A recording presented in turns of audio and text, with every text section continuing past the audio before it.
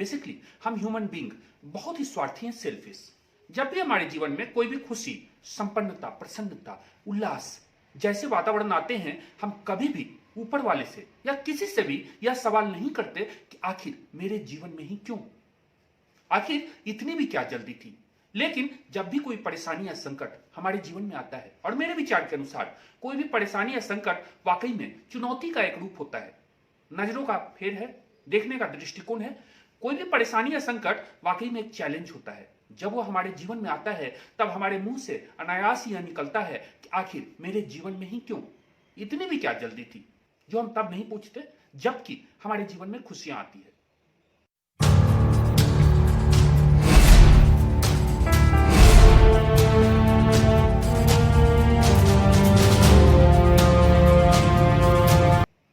नमस्कार, आभार and welcome to Santosh Deepak show.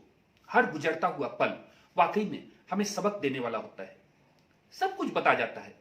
बीते पल में हमने कौन से बढ़िया कदम उठाए, कौन सा कदम हमारा उतना परफेक्ट नहीं था, और सही अर्थों में देखा जाए तो प्रत्येक गुजरता पल हमारे लिए एक बहुत बड़ा टीचर है, बहुत महान शिक्षक है, मोटिवेटर है, जो बताता है कि हमने बीते हुए क्षण में ऐसा कौन सा काम किया जो निरंतर दोहराने की आवश्यकता है, और कौन सा ऐसा कदम था जिससे परहेज करने की आवश्यकता है।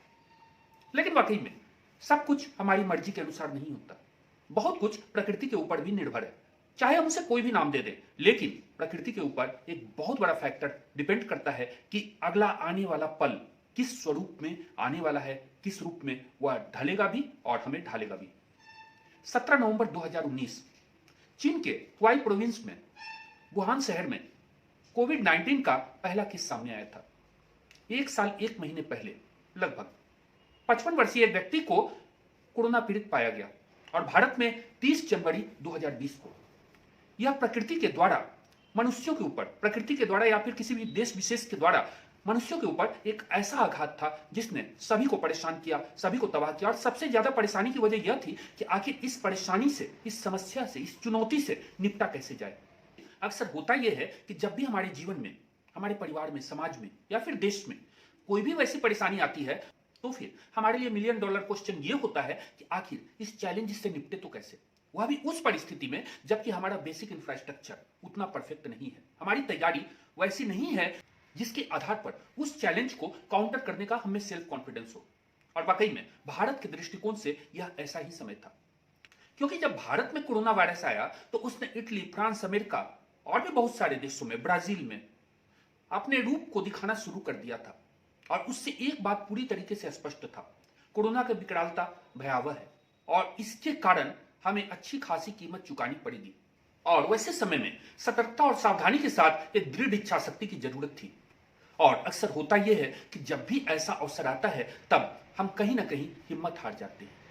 भारत के दृष्टिकोण से यदि बात की जाए तो भारत में हेल्थ का इंफ्रास्ट्रक्चर किसी से भी छुपा हुआ नहीं है। आप भी जानते हैं बखूबी, मैं भी जानता हूं। 1 साल पहले की स्थिति भी हमें अच्छी तरीके से पता है। उसमें भी हमारी अधिकांश आबादी गांव में रहती है और गांव में हेल्थ का इंफ्रास्ट्रक्चर उस तरीके से संतोषजनक नहीं है। लेकिन फिर भी भारत ने मजबूती के साथ इसका सामना करने का दृढ़ संकल्प लिया। प्रधानमंत्री नरेंद्र मोदी की दृढ़ इच्छा शक्ति के आगे हम सभी को एकजुट होना पड़ा, और वाकई में आज यह कहने की स्थिति में हम हैं कि भले ही हम में लाख कमियां, कमजोरियां हों, पॉलिटिकल डिफरेंसेस हों, लेकिन फिर भी कुल मिलाकर भारत ने प्रभावी रूप में इस पर नियंत्रण किया। हालांकि यह बात भी अपनी जगह पर जाहिर है कि यदि हम में एकजुटता और भी अधिक रहती, पॉलिटिकल माइंडसेट अगर तैयार रहता, सभी पार्टियों, सभी दलों की एक तरीके से एकजुटता रहती इसको कोरोना के मामले में, तो शायद आज का स्वरूप और भी बेहतर होता। कुछ एक मामले में हम कमजोर भी रहे।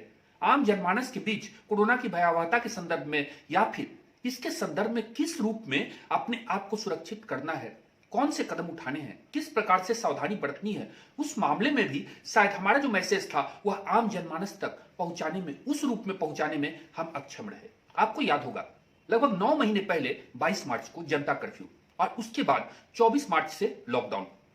बाद के दिनों में धीरे धीरे बहुत सारे चरणों के बाद लॉकडाउन को अनलॉक में कन्वर्ट किया गया, और फिर आज हम जिस पोजीशन में हैं। लेकिन वाकई में तब जमीनी हकीकत क्या थी? उस समय हमारा हेल्थ इंफ्रास्ट्रक्चर उतना परफेक्ट नहीं था। लेकिन इससे भी ज्यादा महत्वपूर्ण बात तो यह है कि हम में उस कॉन्फिडेंस का अभाव था जिसके आधार पर ऐसे चैलेंजेस का मुकाबला किया जा सकता है, बहुत अधिक आवश्यक होता है। पीपीई किट, मास्क, सैनिटाइजर जैसे मामलों में भी हम आत्मनिर्भर नहीं थे। गंभीर मरीजों के लिए वेंटिलेटर भी पर्याप्त संख्या में उपलब्ध नहीं था। उन दिनों में हाइड्रोक्सीक्लोरोक्विन इस दवा का भी उत्पादन होता था, लेकिन पर्याप्त संख्या में नहीं होता था। इसके और भी प्रोडक्शन की आवश्यकता थी, और वह उस मामले में और भी अधिक महत्वपूर्ण है कि दुनिया के कुछ एक देशों में ही इस दवा का प्रोडक्शन होता है, और दुनिया के कुछ एक देश जिसमें विशेष रूप से अमेरिका और यूरोपियन कंट्रीज हैं, उन लोगों ने भारत पर दबाव डालना शुरू कर दिया कि उन्हें भी इस दवा की जरूरत है, तुरंत चाहिए। और वैसी स्थिति में भारत ने न केवल अपने प्रोडक्शन को बढ़ाया, बल्कि दुनिया के दसियों देशों को, पर्याप्त संख्या तो मुझे अभी याद नहीं है, लेकिन दुनिया के अनेक देशों को, श्रीलंका से लेकर अमेरिका, ब्रिटेन, ऑस्ट्रेलिया, सभी को हाइड्रोक्सीक्लोरोक्विन दवा की आपूर्ति की। और इसके आधार पर दुनिया ने भारत के उस चेहरे को देखा जहां की न केवल हम अपनी चुनौतियों का मुकाबला कर सकते हैं, बल्कि दुनिया पर आए किसी भी संकट को, उसका सामना करने में भी हम सक्षम हैं, पूरी दुनिया की सहायता कर सकते हैं। अर्थात सामरिक दृष्टिकोण से, विश्व संबंधों को प्रगाढ़ बनाने के दृष्टिकोण से, और इन सब से बढ़कर मानवता के दृष्टिकोण से हम उस कदम को उठाने में सफल रहे जिसके आधार पर दुनिया का एक बार फिर से यह विश्वास जगा हमारे ऊपर, हमारे देश के ऊपर, कि भारत हर स्थिति में सारे मतभेदों को किनारे रखकर दुनिया में किसी की भी सहायता करने को हमेशा तैयार है। भारत की छवि बहुत अधिक सुदृढ़ हुई। लेकिन तनिक गौर करें, यदि हम या हमारा पॉलिटिकल जो लीडरशिप है, प्रधानमंत्री, जो भी डिसीजन मेकर्स है, एडमिनिस्ट्रेशन है, स्वास्थ्य मंत्रालय, आईसीएमआर या फिर विविध राज्य सरकारें, वे सभी उस समय में अगर पस्त हो जाती तो तब क्या स्थिति होती? वाकई में देश हमारा ही रूप है। 130 करोड़ की आबादी में हमारा भी अंश है, आपका भी है। देश उतना ही मजबूत होगा जितने मजबूत हम हैं। लेकिन फिर वैसी क्या स्थिति होती है कि यदि देश के ऊपर कोई भी संकट आता है तो सम्मिलित रूप से हम मुकाबला कर लेते हैं, लेकिन अपने जीवन पर आए संकट, परेशानी, चुनौती को उस रूप में, उस दृढ़ता के साथ, मजबूती के साथ कहीं ना कहीं हम चूक जाते हैं। और इसी का परिणाम है कि आज हमारे बीच, हमारे समाज में कुछ एक परेशानियां जो नजर आ रही है। बहुत सारी परेशानियां तो वैसी है, देख सकते हैं किसी भी चौक चौराहे पर, गांव में ठंड में ठिठुरते हुए लोगों को कितनी परेशानी है, और हम अपने बेसिक नीड्स का मुकाबला अब तक नहीं कर पाए हैं। वाकई में महत्वपूर्ण यह है कि देश से हम सबक सीखें, हम अपने आप को उस वातावरण में, उस परिस्थिति में ढालें कि आखिर किस रास्ते पर चलकर हमें सफलता प्राप्त हो सकती है। और हर बीतता पल बहुत महत्वपूर्ण है।